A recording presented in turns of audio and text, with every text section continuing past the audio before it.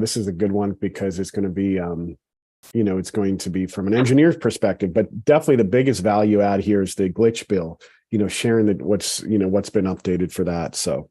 Yeah. And there hasn't been that much, but there is some substance to it. How are we going to handle the questions as they come through? I mean, because I'm fine getting interrupted. I don't want it to be just a monologue. You know what I mean? Yeah, we usually have them write down their questions in the chat. Okay. You know what I mean? So that's how we usually do it. Okay. Yeah.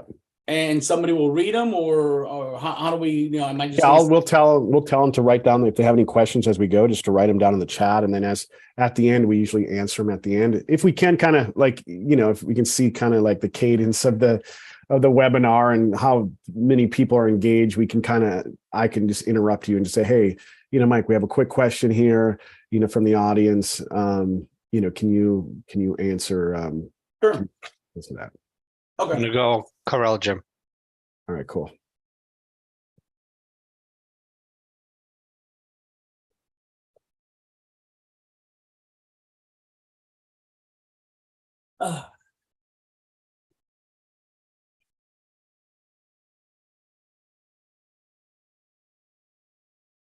And then the presentation, you guys have it, so you'll put it on the screen, or do you need me to share my screen? No, let's just share your screen. Hey, okay. Alex, can you make sure that Jim can share his screen? Yeah, Mike. Yes, I already gave him co-hosting rights. Okay. All right, cool. So let me see. Where can I get my share screen thing? So that should be at the very bottom. Hello? There. Okay. There you go. And the big thing too, this is going to be recorded, Mike, and put on YouTube. So, that's where we get obviously a lot of our views and stuff too, from that. And then also, I think you're doing it live too, right, Alex? Yeah. Yeah, I'll put it on YouTube. All right, as long as it works.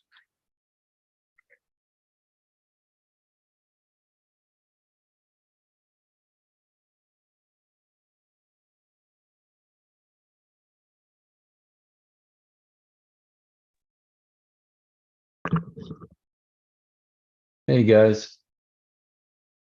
Hey Jim, how's it going? Good. Great. I was helping my wife with some business stuff. Close doc. I prepare for milestone inspection process changes SB154D. Hey Mike. Yes, sir. You are everything I imagined from our phone discussion and then some. Mm-hmm. Morning, Gloria. Good morning, Wendy. Good morning, Wendy, Gloria. Mike, we can see like the next slide in this version of however you shared it. See if you can do it without that. Okay, hold on. So it's bigger. All right, let me see. Maybe display settings on top. Let me see if I can stop that. And then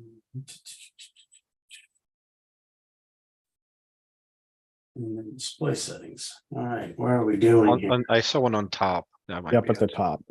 Here? Up at the very, Hold on. Let me see if I can try to move this around. Try this. Whoa. Okay, hold on. What are you doing? Screen, let me see if I can share this one. Is that better? there you go. Okay. Okay, that's good, right? Awesome. Perfect. Okay.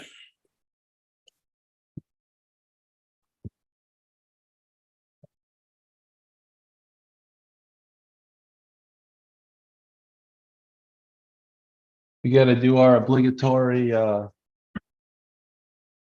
spearfishing roundup. Yeah, I know, right? Actually I got out last weekend, but the conditions weren't that great.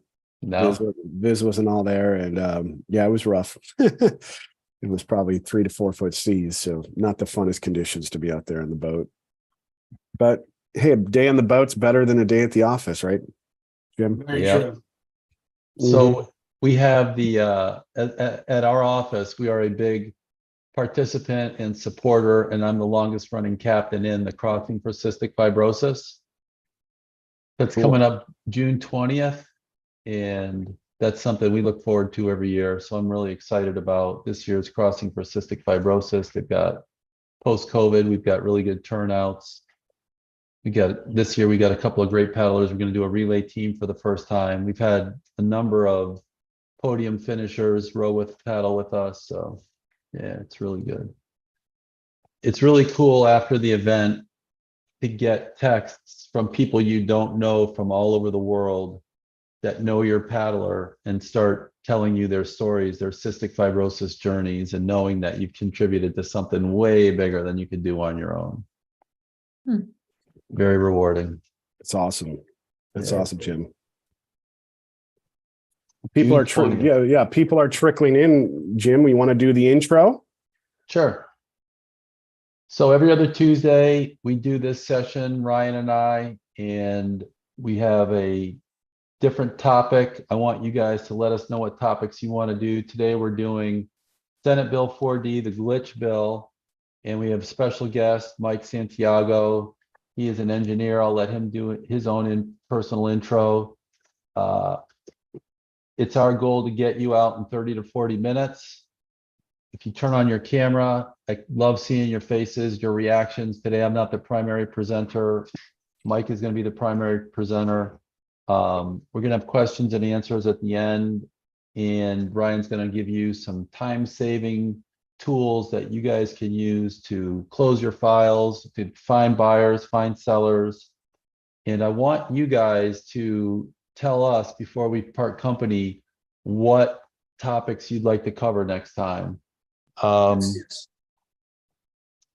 Last time we met, we did creative finance. I sent around an outline to you guys. If you didn't get the outline, let me know, or it's on our New Path Title website. I got a ton of questions after we did creative finance. So I know it resonated with a lot of people. And the beautiful thing was, after we did creative finance, we saved a deal in-house using it. We had a couple of deals we plugged it in that looks like that they could be brought out of the ashes with. And I got messages from other people that used creative finance to put together deals where otherwise there was no deal. So if you need the outline, go to New Path Title and get it, or you can text me and I'll be more than happy to send it to you. But those are tools, as you know, deals are getting tougher and tougher to put together. Those are tools you guys need to have under your belt so you can pull deals out of the ashes, or have options, or even just at the onset look like the best prepared agent for your seller so they're happy to sign up with you. Ryan, you want to introduce? Yeah, no, that's awesome, Jim. I mean, the point of these webinars is to help agents, help the real estate professionals close more deals, right? And be informed. You definitely want to be informed, especially with this. This as an agent being here in South Florida for 20 years, this Senate Bill 4D, I feel, is going to be one of the largest things to happen to the South Florida real estate market. So many condos here in South Florida, so you definitely want to stay educated, help your buyers and sellers navigate this process. I'm the founder of RealTrade. It's an online marketplace and social media platform for real estate. We have thousands of buyers and sellers, thousands of agents right now using it. And the best part is it's free for agents. You make your profile on RealTrade. Think of it almost like Facebook or LinkedIn. We import your listings for you and you own them. You're the point of contact. There's agents making tens of thousands of dollars from RealTrade and selling properties quicker. Best part is free for agents. And you get to network with awesome service providers like Jim, like Mike on the platform, help you close deals and sell deals quicker. So it's an awesome platform. Highly recommend check it out. You can just Google RealTrade and it'll pop up. I'm 100% behind it. I think it's the best. Yeah, and I love Jim with New Path Title. I've been using him for quite a while now, and he's getting all my deals, and it's awesome. So here, let's start off with our big here with Mike Santiago with UES Milestone Inspections. Why don't you start us off? Give us a little intro, and let's get into it. All right. Well, I'm glad everybody joined in, and I appreciate the opportunity to speak to the group. The more we get the message across, the better that everything turns out to be. I put together this presentation. I've been around since 1995 in Florida. I am a geotechnical and structural engineer. I do a lot of building inspections, threshold inspections. So kind of got my got the wheels turning when we saw the changes coming for the condo bill, and particularly, sadly how it was prompted because of the issues with, the Chaplain Towers. Mike, fly up to 30,000 feet for just a second. I see a bunch of new people here who haven't sat in on our first couple sessions where we talked about Senate Bill 4D. Just go up to the very top and give them what was the incentive? How did it happen? And what's the impact to realtors? Perfect. So this is basically this is the presentation that I kind of put together. I'm going to go ahead and let me make sure that's kind of what we're going to try to cover. We're going to give you a little bit of a brief history and what prompted the actions of Senate Bill 4D. And of course, we're also going to dive into some of the changes that are now in the governor's that are going to be sent to the governor for his signature. Effective on last Friday, on May 12th, it was approved. So now it's just awaiting signature. I believe it has not made it to his desk just yet, but once it does, he'll have 15 days to change. That's the glitch bill, right? That's the glitch bill, correct.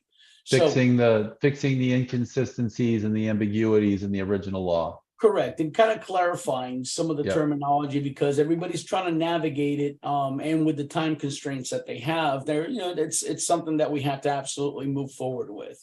So let's dive in. We'll give you a brief history. We'll touch base on what the bill is on 4D, what it means, to us, and some of the components that are there. And then we'll kind of tailor it to the real estate professionals, property managers, how to prepare for these type of inspections as we go through. So before the Chaplain Towers collapse, the Miami-Dade had another building collapse. That was a DEA office in Miami. It happened to kill 7 people. That's where the birthplace of that 40-year recertification program started in Dade County in 1979. As they started developing the program, Broward, being an adjoining county, went ahead and adopted similar building recertification guidelines in 2006. The building recertification guidelines in Miami apply to commercial and residential buildings 3 stories and above, over 2,500 square feet. So all the buildings in Miami-Dade will pretty much need to be recertified as long as they meet those guidelines.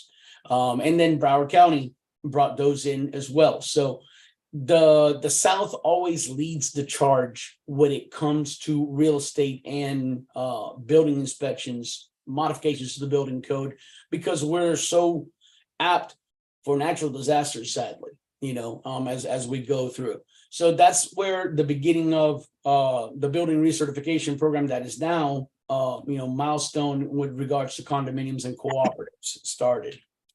Of course, the tragedy of Surfside brings it all to head. Senate Bill 4D becomes effective in May 26 in 2022. It requires that inspections occur for any buildings that are within 3 miles of the coastline at 25 years. Or if you're further out than that, then it's at the 30-year mark. Once that inspection takes place, then every 10 years thereafter, it's required. Okay.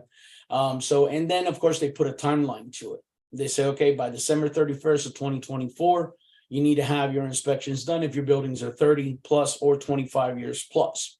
Now, that changed a little bit with the with Senate Bill 154, and we'll get into that in a couple moments.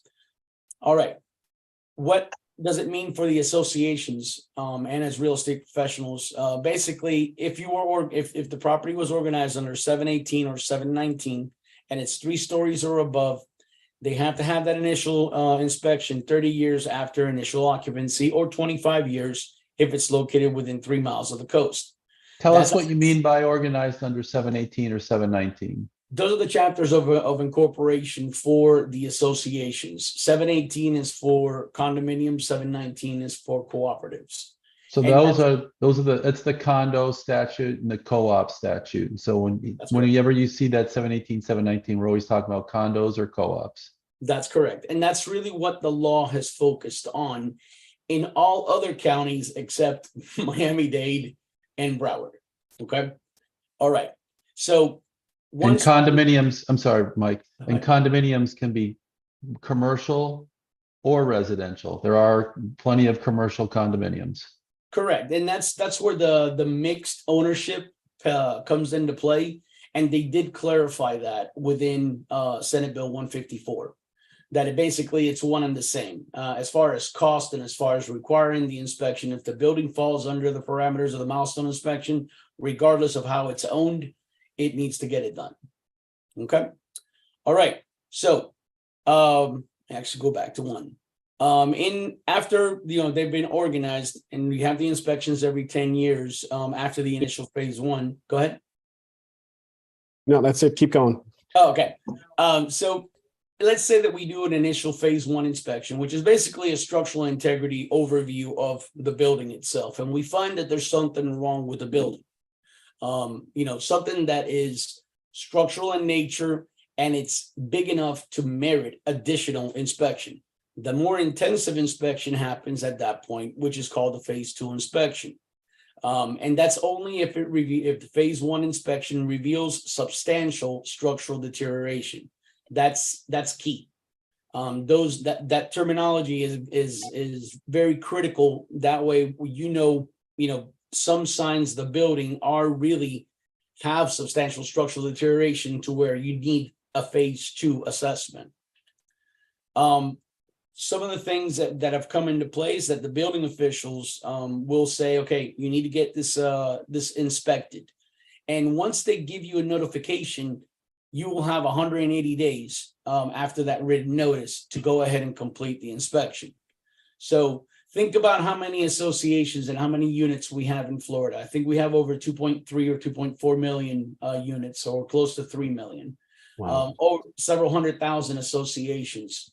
All at different varying times and states of where the buildings are at, but now you have that time frame. Okay, that's why we're asking everybody, don't wait for the written notice of the building. If your building certificate of occupancy was issued before July 1st of 1992 or July 1st of 1997 for buildings that are within 3 miles, you guys need to start moving and making sure that your clients start scheduling and getting these inspections done. Once that phase one and phase two inspection report is completed, that needs to be submitted to the building official and to the unit owners.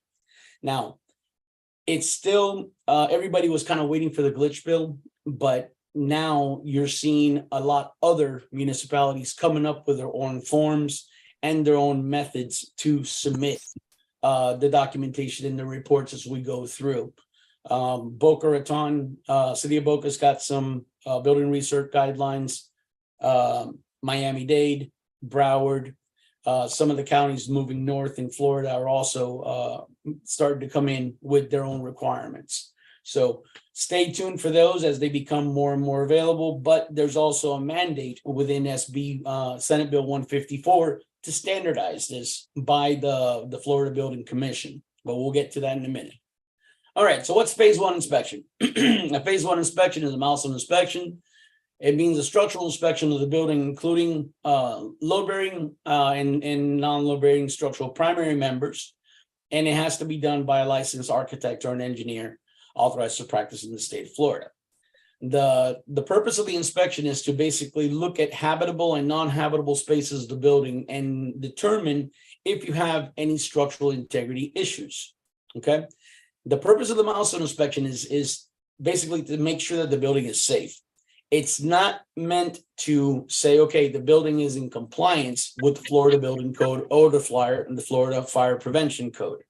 So those things are a little bit different. We're just there to basically assess the structural integrity of the components within the building and deem it safe or unsafe, and what we're going to do about it at that point. A phase two inspection, let's say that we do identify that there is structural deterioration within the building. That's what triggers a phase two. Your engineer is going to be communicating with the board or with the property manager prior to saying, hey, you need a phase two inspection. There needs to be something substantial for it to be called a phase two inspection. There's certain engineers or certain architects or certain design professionals that are recommending these things, and then they come out and they're not necessarily that bad. But at the same time, you need to be very careful that you're not the one crying wolf and displacing a bunch of people because you think that there's an unsafe condition. So make sure that you hire the correct professionals to do the job. Okay. That's one big piece of advice that I always give. So a phase 2 inspection must be performed if a substantial structural deterioration is identified during the phase 1 inspection. The phase 2 will include, and it may involve destructive and non-destructive testing at the discretion of the engineer. And it'll be as extensive or limited as we think it needs to be to make sure that we are identifying the root causes of what has caused that structural deterioration. In some areas or in some situations, we may recommend some immediate action be taken as we conduct that phase 2 inspection, or that phase 2 protocol. A quick question, Mike, we got from Nick here. He asked, and I guess it would apply to phase 2. Do the phase 1 inspection reports and phase 2, since we're on phase 2, are they posted on the public records within the city, county, or state online records? That's correct. They're supposed to be provided to the building official, and then the building, and that becomes public record. So it will be public, so it'll be like the local building department, whatever city that. Okay. Whoever the authority having jurisdiction is likely going to be where that documents are going to rest. And it also it has another item that comes into play. As real estate professionals, you have all those disclosures. Okay, that whenever you're buying a house or a property, you have to disclose, what's wrong with it and yada yada yada. So these inspection reports will be made available. So during the transaction, those will be some of the documents that will have to be provided for prospective buyers and sellers. Substantial structural deterioration, jumping back in, means that they're go ahead. Yeah, no, keep going. No worries. So substantial structural deterioration means that there is a structural distress that negatively affects the building's general condition and structural integrity. It does not include surface imperfections, like cracking, distortions, sagging, deflections, misalignments, peeling of finishes. A lot of people say, oh, I don't want to do my phase 1 inspection because we're undergoing concrete restoration at the moment. I always tell them, fantastic. That's what we want to see. Because that way you can determine that you have that active engagement of building maintenance, and you can include that in your report. Just because you're doing a concrete restoration does not mean that it's going to trigger a phase 2. A lot of people think that that's the case. Don't be afraid to basically say, you know what? Prior to signing a contract with XYZ engineering firm or XYZ architecture, come take a look at the property. Give me an assessment. I always say that not everything that I do comes with an invoice. It's about the relationships that we make, and we want to become your consultant of choice. Typically when there's an issue, I want it to ring in my office, because if it's something that I can handle, I'll definitely jump in immediately, or I will point you guys in the correct direction and proceed to get the heck out of the way at the end of the day. Because it's about helping each other more than anything else, and being able to be another tool in that chest that you guys have. Okay? So Mike, you could be a point person for realtors or board members that have questions. They can give you a call. All right. Absolutely. I always say that my phone's available 24/7, and if they call after midnight, make it obscene. That way they get my attention. But the reality is that that's the case. We're here to make sure that the life safety is maintained, that the properties are maintained, that our values are maintained. And we take a very logical approach in achieving this. So, having that cursory review, I've had many visits to properties where we'll go in and we'll say, yes, you do have some delamination, you do have signs of moisture intrusion. Yeah, you do have some cracked stucco or delaminated stucco. And we'll even tell them, okay, this is how I would think, how I think we should be able to fix it. And at times I'll say, you know what, let's go ahead and get that fixed before we do the inspection, or we'll do the inspection. And in the narrative of that inspection, we'll make sure that we make details available to the reader that it was being repaired as the inspection was taking place. So there's a lot of things that we can do to make sure that we are not a pass-fail approach. Mhm. Okay. Awesome, Mike. All right. There's another component. Since we don't have enough to do in the bill, the state said, you know what? To make sure that we have adequate reserves and monies to maintain the buildings, we're going to have, we're going to implement what is called a structural integrity reserve study. The term SIRS is thrown quite a bit. The SIRS is exactly that. It was included in Senate Bill 4D. It mandates that condominiums and cooperatives conduct a structural integrity reserve study every 10 years for buildings that are 3 stories or higher in height. This does not, the SIRS requirement is not every 20, it's not for buildings that are 25 or 30 years old. It's for every condominium or cooperative building that's 3 stories or higher. Okay. And it has to be done by December 31st of 2024, regardless of the building age, and every 10 years thereafter. You all are very familiar with reserve studies. Reserve studies are typically done every 5 years for condos, and they're updated typically either every year or every 3 years. I think that the 10 years thereafter is a good guideline, but with the volatility that we have with inflation in our economy, it's probably a good idea to make sure that the structural integrity reserve studies are updated at a shorter life, at a shorter time frame than what's recommended within the law, because that's going to give the condo associations and real estate professionals a real indicator of where this building is and how much money is in reserve and how much money needs to get reserved to complete the tasks. Okay.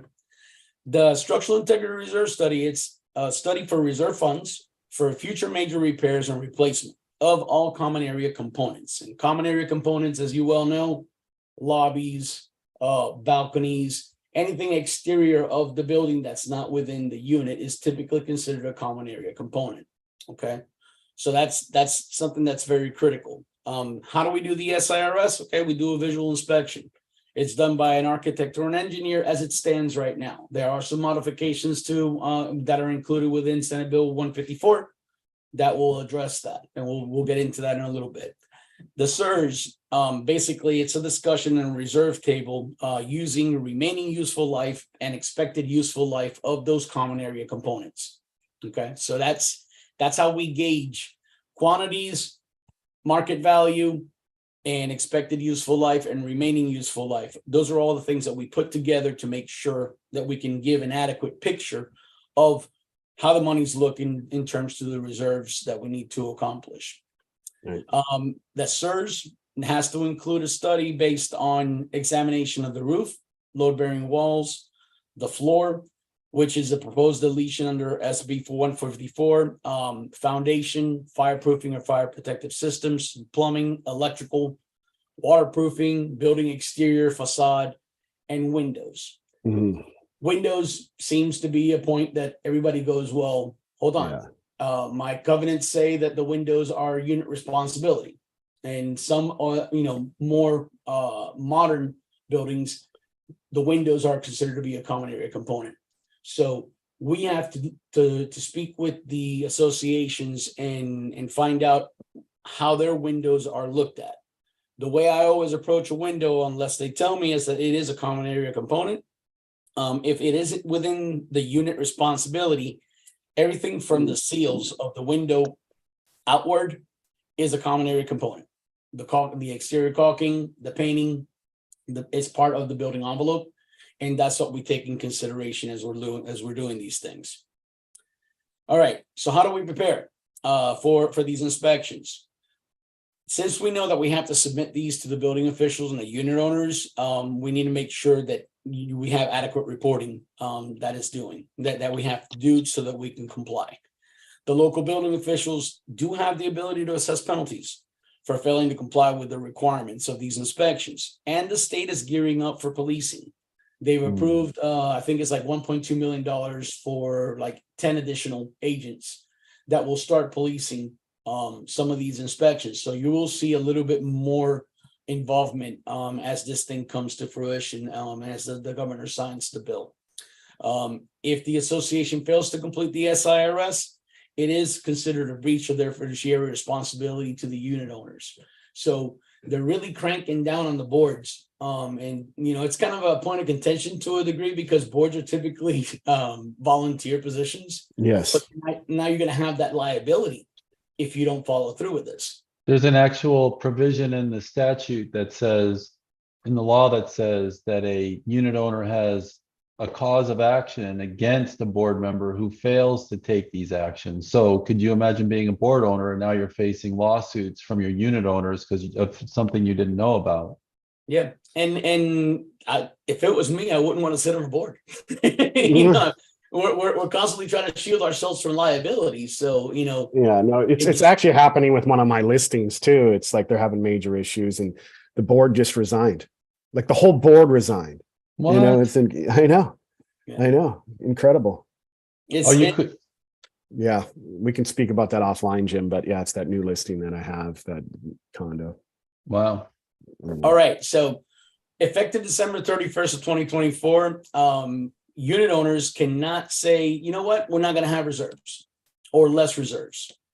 Okay. They did have, the law had it made to where you were making these structural integrity reserves as a straight line accounting, but now they're following the typical traditional reserve method of threshold funding, where you're basically doing fully funded analysis, not 100% analysis, you know, not 100% funded, fully funded, which is a little bit different approach for the reserve study. Okay. And the SIRS, the phase 1 and the phase 2 do become part of the association's official records, and it has to be provided to a potential purchaser of a unit. That's where it impacts real estate professionals. I was going to go through the provision in the new condo document. I don't know if I have, but we'll do it at the very end when you're done talking, Mike, but there's some new provisions in the condo document revised March 2023, March 20th, 2023. And I also had a question before we leave the funding part. Will a loan suffice? If the association can secure a loan, will that satisfy the SIRS? Yes, because the within the law, the glitch bill, it actually includes that as a mechanism of funding. Yeah, so I'm excited to get to the glitch bill, you know, and go over that. We're getting to that. So yeah, we're almost there. We're almost there. Yeah. All right. So when you're evaluating to get all these things done, please evaluate the team that's going to be doing the inspections. Okay. Select the right people, do your due diligence, make sure that you have, you know, everything that is required by the authority having jurisdiction. City of Boca Raton, for example, has a thermography requirement, same as Miami-Dade, same as Broward County, effective July 1st of this year.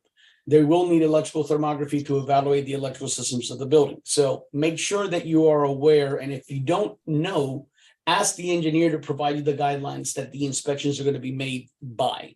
Okay. My program is based on Miami-Dade. It was the most stringent program that there is. And I wanted to elevate the standard of care for all municipalities until they come up with something that is standardized for everybody. So I treat my inspections pretty much as a building recertification by Miami-Dade standards. All right, make sure that you share contractors' repair data. That's going to give you more accurate results for your SIRS. Gather plans. Make sure that you give sufficient notice to your residents, because the engineer will likely want to go into 20 to 25% of the units, if not more. Hello. Go ahead. I think someone, yeah, keep going. No worries. And then, of course, don't wait to schedule your inspections if you have capital improvement projects. That's good. We need to know that, and we'll include that in the reserves as we go through. How long do you think it could take to get from the time you call for phase 1 to a final budget that's adopted? How long do you think the whole process will take? So if we have a December 2024 deadline, how much in advance are these guys going to have to start this stuff? Okay, right now we're about 45 to 60 days out. Right now, as time gets closer and closer, you know, because you have to submit that draft first so that they can see it, they can look at the line items, and everybody has to agree, because once we set that, it's kind of set in stone. Now, with the threshold model, you can move funds around within the SIRS. You just can't remove them and assign them to a traditional reserve item. Okay. So right now you're probably looking at around a 60-day turnaround from beginning to end. But as time progresses, there's just a limited number of engineers and architects that can do this. And some of the changes, they kind of opened it up for the SIRS, helping them in regards to being able to use other professionals to do it. But it's still going to be a dash to the finish at the end of the day. Yeah. So let's jump into 154. I think we're doing pretty good on time, right, Ryan? Yep. Keep it up, Mike. You're doing a great job. All right. Fantastic. All right. So these are some of the changes. Senate Bill 154, like I said, it's awaiting governor's signature. It did pass the Senate, so we're just waiting for that. I don't foresee the governor not signing it. It was passed unanimously, so I doubt that he's going to have an issue with doing that. And he typically turns things around in 2 to 3 days, although he has 15 days to be able to sign that and return it. So some of the changes proposed here is that it limits milestone inspections to only cover residential condominiums and co-ops. Okay. Now, the milestone inspection program is going to be running parallel with the building recertification program if your properties are in Miami-Dade and Broward. Miami-Dade and Broward are still going to have their own jurisdictional requirements. Every jurisdiction is allowed to have their own requirements as long as they are more stringent than the minimum guidelines established in the milestone inspection program. Okay. Within the law itself, a comment that was made at the beginning, it clarifies that the owners of the mixed-use ownership that fall under the milestone inspection program have to ensure compliance, and they also have to share the cost of the inspection.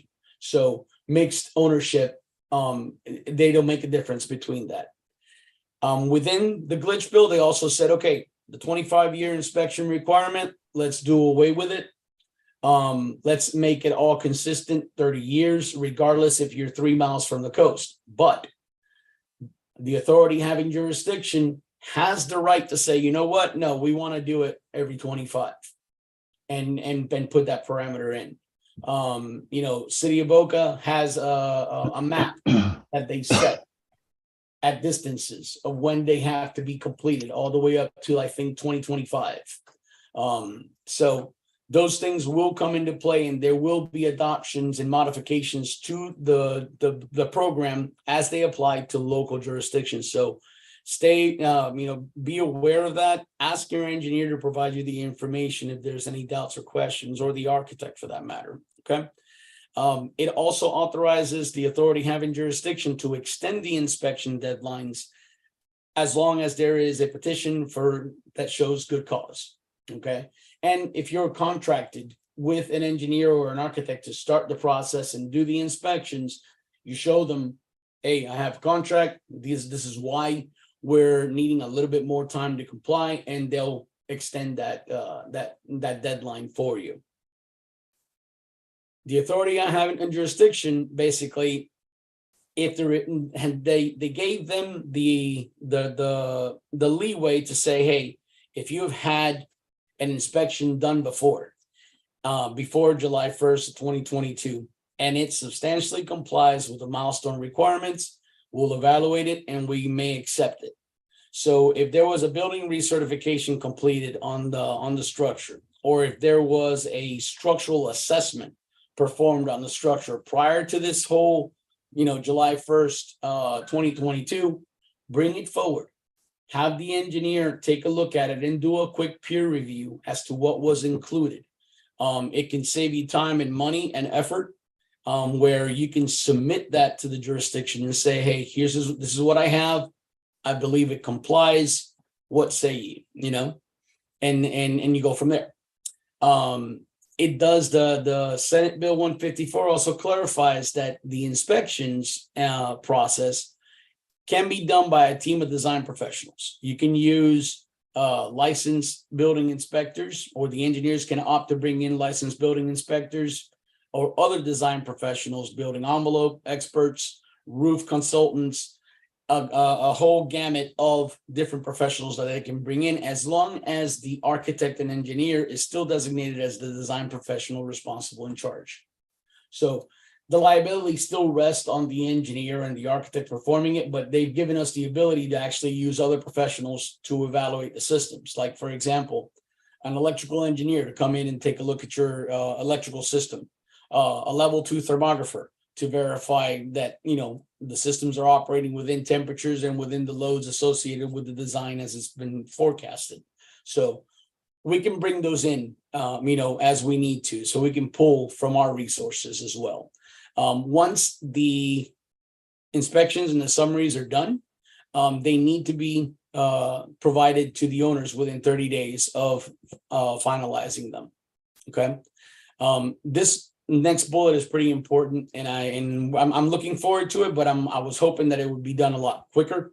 They have tasked the Florida Building Commission to establish a safety program for the milestone inspection, to kind of standardize it, to bring in the minimum standard of care that's going to be provided, and to identify what the inspection criteria is going to be, what the testing protocols are going to be, and some of the reporting forms. But now they have to get that completed by December 31st of 2024, which it's kind of like, you know, we're kind of shooting blind to a degree.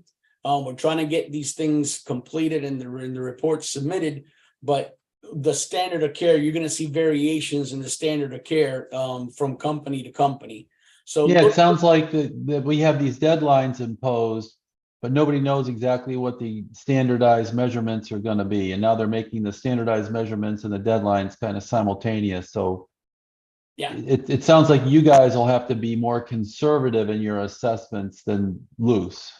correct. And that's why I looked at, okay, what's available out there. I looked at the International Code Council. You know, they have an inspection protocol. But when I compared that inspection protocol with the Miami-Dade inspection protocol for their building recertifications, I found that to be a little bit more stringent. So I opted to you know, I'm the director of the program, so I kind of put this all together, and I opted to go ahead and use those parameters because there's nobody that, you know, that's doing it longer. First off, you know, since 1979, they probably have it dialed in. And we can use that as our guideline to give you guys a really good product that we can stand behind, you know, at the end of the day. Right. So the bill also revises the requirement. This is kind of, I had to actually consult with an attorney on this one because I was reading and I was like, oh, I don't get this one. The bill revises the requirement that all personal line residential policies issued by Citizens Property Insurance Corp. must include flood coverage to exempt unit owners' policies from the insurance requirement. I'm still scratching my head a little bit on that one, but what I gathered from this was that they're taking the flood insurance out of the individual unit owners and kind of making it a common area component so that everybody has coverage, particularly when it comes to that type of insurance. Another change that they have is that they're going to require associations adopt their January 1st, 2025 budget based on the SIRS.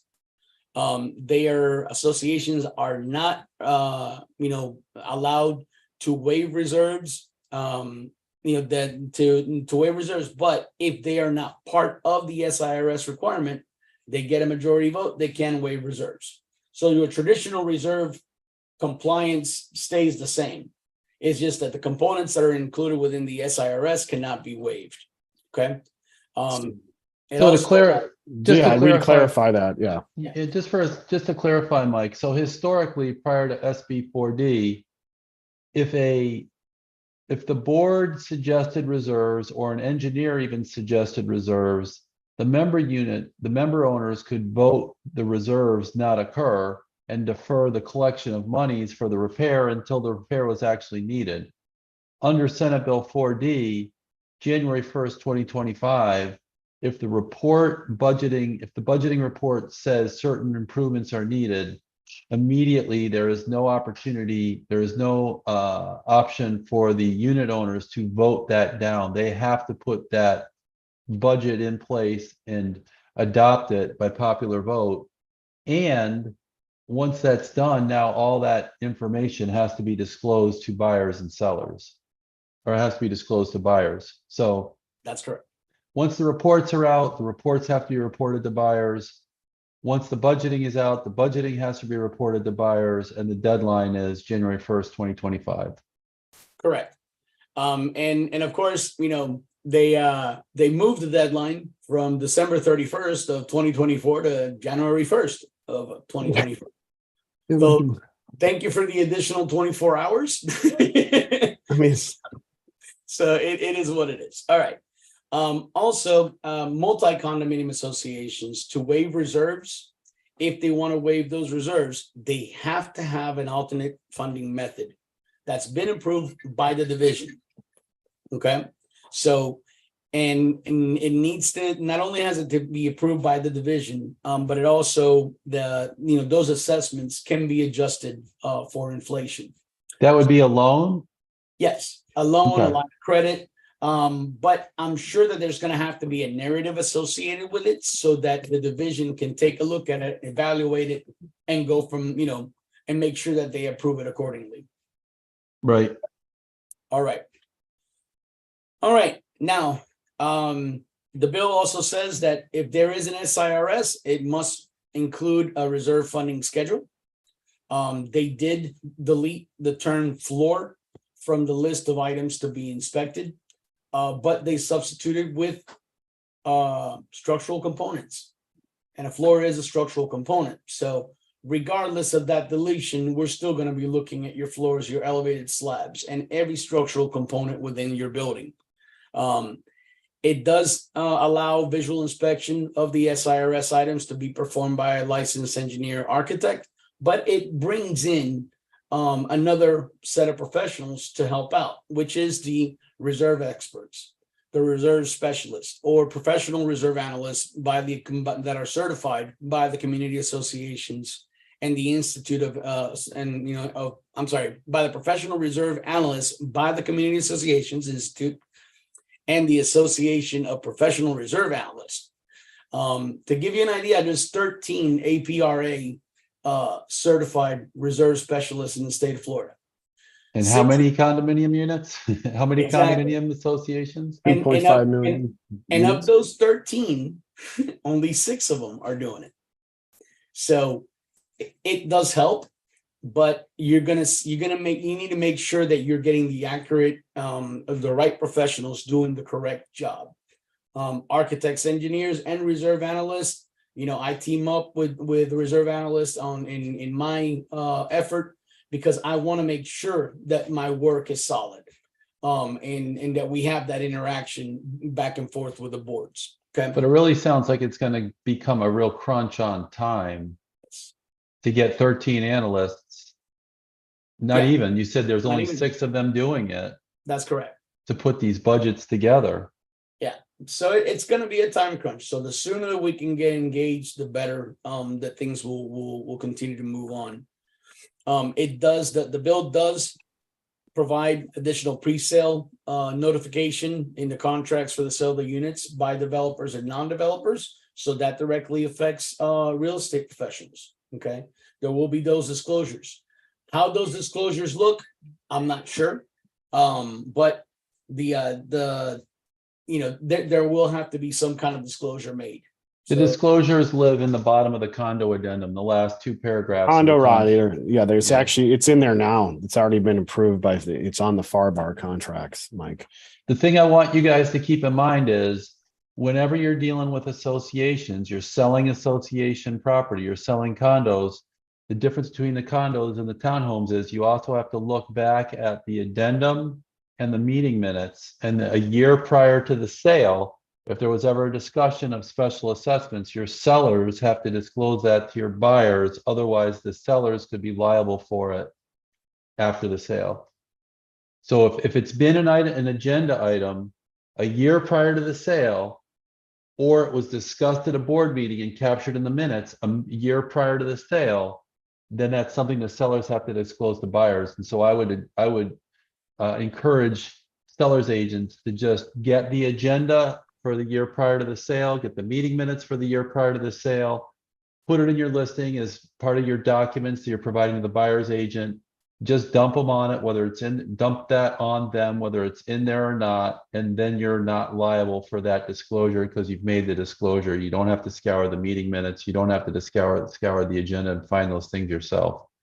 Also, there's 5 things you guys have to provide your agents, and they're all listed in the condominium rider. Make sure you're getting all of them, including the frequently asked questions, because then your buyers could cancel the sale right before the closing. Yep. And lastly, the another change that was made as part of the policing, the bill is authorizing 10 additional agents for compliance efforts, to make sure that things are being followed smoothly.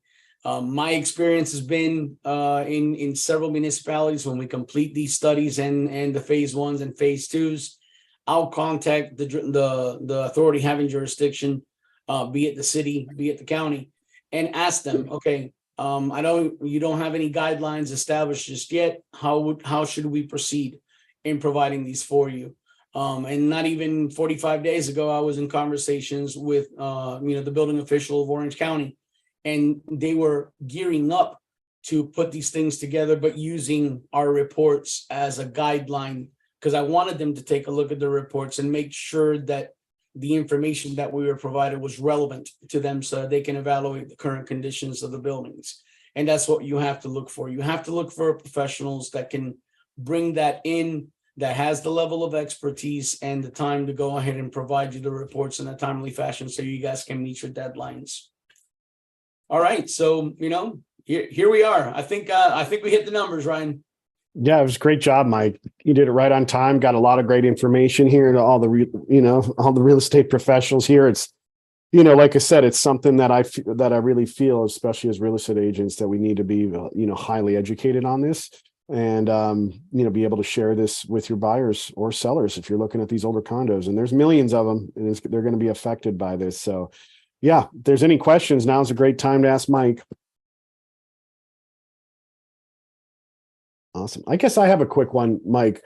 So, does it make sense to do the SIRS, study after the milestone inspection report? I mean, especially if there's issues that come up and, those would be addressed during the milestone, something comes up there and, say, okay, we're going to address these and then do the SIRS test. Because I was really expecting them to extend that SIRS deadline more than 24 hours. Yeah. I thought they were going to push that like a year or something like that, because it really kind of like, what's your feedback on that? So what we do, or the way I'm handling it, I'm going for the combo approach, because the phase 1 study is a site visit, okay, to evaluate the structure.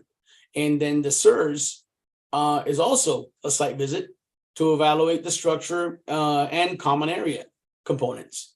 So you're already on site. Why do 2 trips? Why have to charge more money to actually do the trips in a separate visit at a separate time?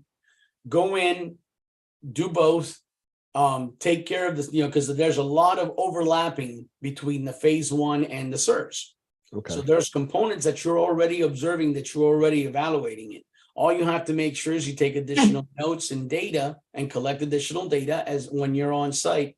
And that'll actually give you more bang for the buck and some economy in this whole process. So it's my understanding, like, I'm just thinking about this condo I'm dealing with, like, they're pushing off their milestone test, right? Because they're trying to do these repairs on their own. They're, getting bids for the roof, and then they want to get the roof on and then do the milestone inspection because they think that they'll pass it at that time. Your advice, and they have a major plumbing issue, by the way, too, in the building, major plumbing issue. So, like, what would be your advice then to them? I would do the inspection. If there's a list of deficiencies, we're going to give you a list of deficiencies regardless. And everybody has to understand that this is a structural integrity inspection. Because your plumbing system is failing, it doesn't mean that the building's going to fall down. Okay. So if you're able to do the inspection and note those deficiencies, once those deficiencies are corrected, the engineer does another review and signs off on it. So your phase 1 inspection is still likely going to be approved and can be submitted That way you have that structural integrity, question answered. Is the building safe? Yes. Are there deficiencies? Yes. We got some stucco that we're repairing. We're fixing the plumbing. Mhm. We got. See, I think it's it's the fear though of like the condo owners, right? Association, once they get that and they haven't addressed them, that there's going to be a big pause on the sales, right? That no one's gonna be buying these condos until these things are taken care of. And obviously, the buyers wouldn't know unless the tests are. So they're kind of like this, they're pushing that out, it seems to me, as far as they can. And that's why the law is very clear in saying that it has to be substantial structural deterioration for them to say it needs this. Cosmetic things can be looked at as a cosmetic deficiency or discrepancy. So that's why it's critical that the tone of the report is such that it gives you the data and it states the severity of the items that are required to be corrected. And that's why I think that cursory review is very important, because it will appease everybody to say, hey, no, we can go ahead with the phase 1 milestone. It's going to show up that we got to do a little bit of concrete restoration, or we got some loose stucco and stuff like that. But it doesn't mean that the building's going to fall down. So that's why I always prompt everybody to say, get me on site. Let's put eyes on it, and then we go from there.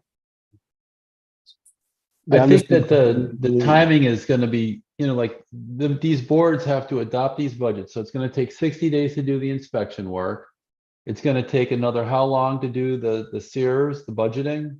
If they do it concurrently, you within 60 to 90 days at the most, you have basically both reports completed, if not done in the same 60 days. And then by January 1st, 2025, they actually have had to have voted on it or gotten their loans or done whatever. So it's going to be a several month process. Yes.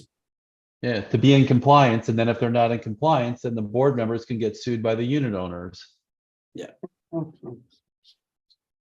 So it's going to be a difficult one to navigate, but with the right professionals, certainly can be done. That's awesome. There was a question from Wendy. Yeah. Wendy's got a question. Is there a chance one or two story condos and co-ops would be required to have these same requirements? Not this go around, unless the law is repealed. Because basically I think they're done going back and forward. They got it set. They're not gonna address it again, but it does not include any 2-story structures. Now, caveat. If, for example, I have a building in Miramar that's 19 stories, but it's in a step approach. So in essence, there is a 2-story section of that 19-story building.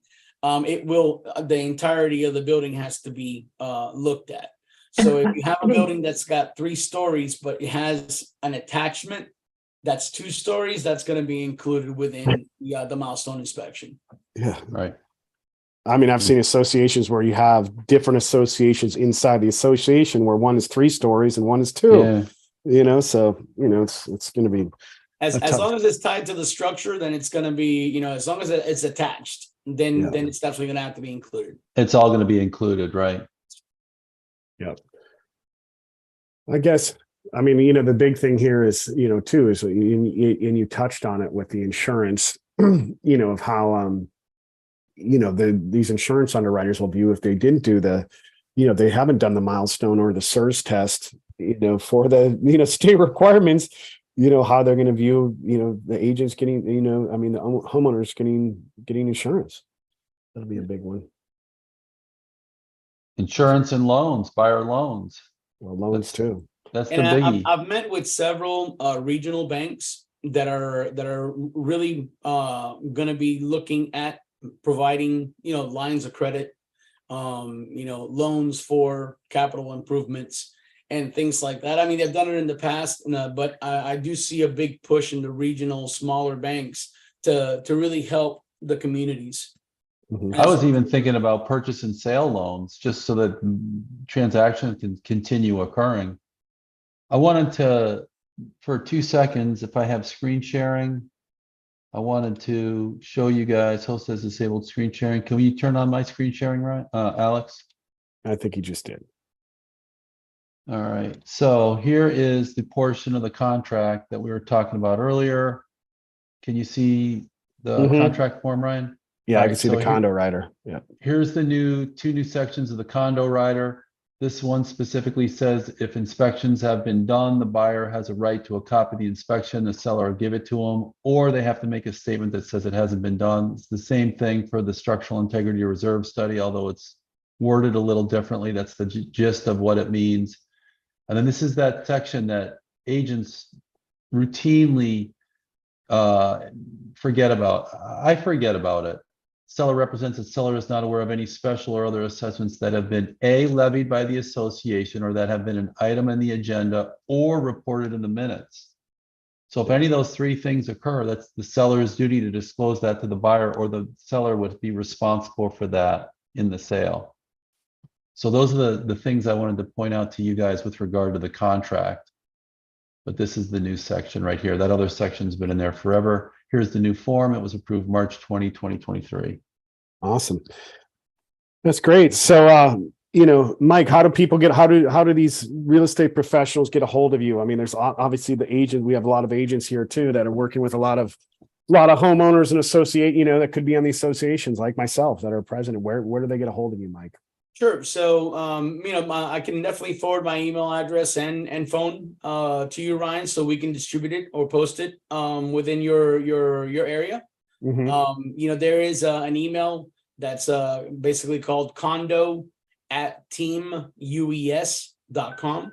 Mhm. That basically reaches me. It's condo@teamues.com. Here, I have your personal one. You mind if I share that here? Absolutely, by all means. Okay. You don't by any chance have anything like a takeaway, like a flyer or anything you can give the board members or unit owners or anything that kind of summarizes? Yeah. Yeah, absolutely. I'll forward those things over to you. And if they want to, have a presentation, I've made several, a lot of these presentations, and the reality is that, it's something that I can either do via Zoom, via Teams, or in person, depending on what their requirements are and what their needs are. And then we can also have a question and answer session with them. I travel the entire state because this is my stomping ground. And the reality is I want to be a part of the process. I want to make sure that you guys know that you can count on me, not just on the inspection side, but on the environmental side, on the geotechnical side. I know so many people in the industry, and I can start putting together people. I deal a lot with real estate professionals when they come in and they're trying to sell an asset and it wasn't permitted correctly. We deal with a lot of the permitting issues and inspection issues after the fact. So use me as another tool in the chest. Three big takeaways, you guys. Deadlines are coming. Once these reports are generated, now you have to disclose it to your buyer. It's going to add a ton of confusion to the transaction. And these are going to be mandatory. These are going to be mandatory disclosures from buyers to sellers. And Mike's your go-to person for your boards and your unit owners, and anybody who has questions, refer them to Mike. But those are the big three takeaways. The deadline is January 1st. These things are 2025. These things are going to take a long time to assemble, and Mike is the go-to to get your boards in line and get your buyers and sellers in line, or your unit owners in line. But once these disclosures are mandatory and these reports are issued, it's gonna slow down the process of selling condos. All right, that was all I had.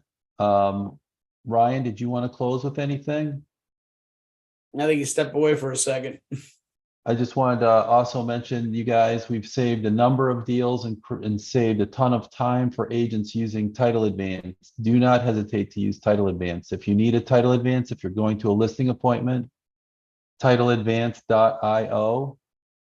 Simply make your request. We'll get you a report out quickly when you show up for your listing appointment. You'll be the most sophisticated realtor that seller talks to, because you'll have told them about the title of the quality of title of their property. And if there are any issues, you can get started on resolving them immediately. Open permits, whatever the case might be, code violations, issues they didn't know about. I mean, we've seen a ton of these lately, or these MB perpetual real estate agreements, and it's just a conversation you want to have with your seller earlier than later. So I guarantee you title advance will be the way business is done in 2 or 3 years as an industry standard. We're presenting it to you now.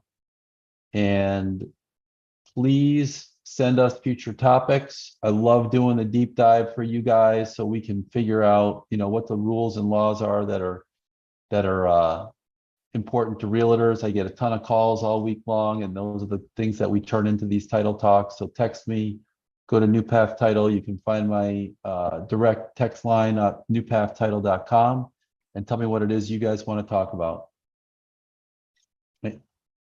Awesome. I wanted to hop in there really quick. Sorry, I had to meet an inspector on one of my listings right now. So no, excited. I can't say enough good things about Jim with Title Leap. It's a software. It's almost like a contract coordinator. I love using it on every deals. Saved me on a lot of my drop dead dates. And I tell you what, too, Title Advance, I use it on every single deal now because if there's any title issues that pop up, it's amazing. And guys, agents, check out RealTrade.io. You just put in RealTrade. It's amazing for agents, thousands of them on there, a lot of buyers and sellers, and you can get free leads. Can't get any simpler than that. Fastest way to the double dip. It is. I mean, I just had an agent call me last week, Jim. He made an extra 20 grand on a double dip deal. So Yeah. there you go. There you go. All right, you guys have a great week. Sell lots of property. Text me with all your questions. Be good. Take care. Thanks, Mike. All right. See ya. Bye.